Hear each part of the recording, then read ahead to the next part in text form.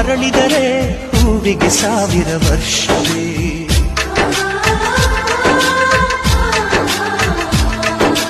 ಕಣ್ಣೆರಡು ಇರಬಹುದು ನೋಟಗಳೊಂದೇ ಅಲ್ಲವೇ, ರೂಪಗಳು ಎರಡೆರಡು ಹೃದಯ ಒಂದೇ ಅಲ್ಲವೇ. ಈ ಜೀವನ ಸಂಜೀವಿನಿ ಇದು ಅಣ್ಣನಾಶಯ, ನೀ ಹೇಳು ಶುಭಾಶಯ. ನಮ್ಮ ಮನೆಯಲ್ಲಿ ದಿನವೂ ಮಿರುಗೋ ಚೈತ್ರ